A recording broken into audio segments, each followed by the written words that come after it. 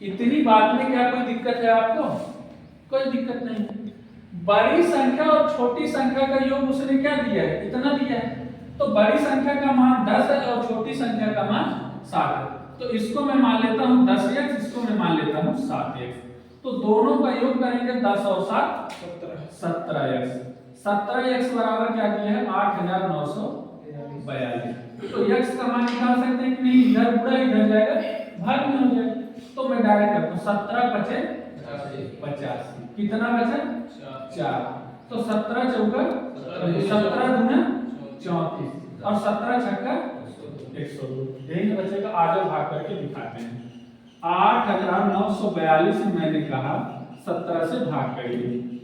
तो जब आप 17 का टेबल पढ़ेंगे तो कहेंगे सर 5 बार जाएगा, तो 17 बचे 85। तो यहाँ क्या शेष बचा? 4 बचा। यहाँ क्या बचा? 4 उतार लेंगे ना। 17 गुना 34। यहाँ क्या बचा? 4 में से 4 0, 4 में से 3 1। फिर अब भाग तो जाएगा नहीं, तो हम जाएंगे 2 के पास, 2 उतारेंगे। अब 17 का टेबल ऐसा पढ़ो 102 आ जाए, तो आप पढ़े हो सर क्या? 17 छक्का 102। ठीक, ऐसे मैंने निकाल दिया। तो x का मान क्या आ गया? 526। हमसे क्या पूछा? बड़ी संख्या। तो बड़ी संख्या क्या है? 10x है। तो x का मान निकालें तो 10 गुणे 5226 कर देंगे, तो ये सॉरी 526 कर देंगे, तो ये क्या आ जाएगा? 5260। ये हमारा आंसर हो जाएगा।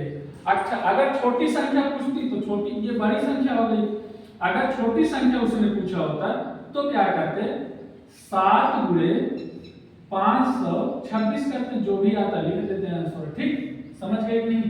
और बड़ी और छोटी का योगफल पूछता तो 10 प्लस 7 बराबर क्या आ जाएगा? 17। 17 का गुणा 526 में। एक सवाल से 3 सवाल एग्जामिनर बना सकता है। ठीक, उसने पूछा बड़ी संख्या तो मैंने बता दिया, और क्या पूछ सकता था? छोटी संख्या। और बड़ी और छोटी संख्या का योगफल भी पूछ सकता था, बड़ी और छोटी का डिफरेंस भी पूछ सकता था। एक सवाल से 4 सवाल एग्जामिनर बना सकता था। ठीक, एग्जामिनर ने क्या पूछा है? बड़ी संख्या। 3 सवाल मिस किया है, तो ये सीएचएसएल में पूछा, हो सकता है अगले साल बड़ी डिफरेंस पूछ ले। ठीक, समझ गए कि नहीं?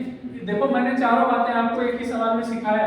या तो बड़ी संख्या पूछ ले, या तो छोटी संख्या पूछ ले, या तो बड़ी और छोटी का योगफल पूछ ले, या बड़ी और छोटी का डिफरेंस पूछ ले, या बड़ी और छोटी का गुणनफल भी पूछ सकता है। ठीक, कोई दिक्कत? आप कहेंगे सर कोई दिक्कत नहीं। ठीक, पर गुणनफल इसलिए नहीं पूछेगा, 10 और 7 17x स्क्वायर हो जाएगा, तो x का इतने का स्क्वायर करोगे चीजें क्या हो जाएंगी? टफ हो जाएंगी। ठीक, इसलिए हो सकता है गुणा को ना पूछे। समझ गए कि नहीं? कोई दिक्कत? इतनी बात समझ पाए? अरे यार ऐसे क्यों देख रहे हो? बताओ। हाँ समझ में आया तो भी बताओ। ठीक, चलिए आगे आ जाओ। ऐसा ही अगला सवाल है, कौन सा है? 34 35 था ना ये। अगला सवाल देखो, दो धनात्मक संख्याओं का अंतर क्या है? 1020 है। यदि बड़ी संख्या 7.6%, छोटी संख्या के 12.4% है, मतलब क्या है? दोनों बराबर है। तो दोनों संख्याओं का योगफल देखो, इस बार पूछ लिया कि नहीं योगफल। ठीक, तो इसी तरह से कर लेगा कि नहीं अगला सवाल। सेम ऐसा ही सवाल है, बस लैंग्वेज को बदला हुआ है और डाटा सॉरी लैंग्वेज सेम रखा है लेकिन डाटा को बदला है, बस यही किया है। कर लेगा कि नहीं? तो अगला सवाल हम आपके ऊपर छोड़ते हैं, आगे नेक्स्ट कल से कंटिन्यू क्लास करेंगे। ठीक, आज आप लोग आगे जीएस पढ़ेंगे। ठीक, कोई दिक्कत?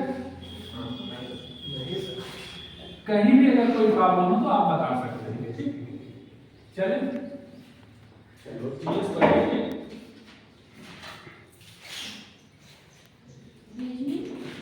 ये भी कल पढ़ाएंगे।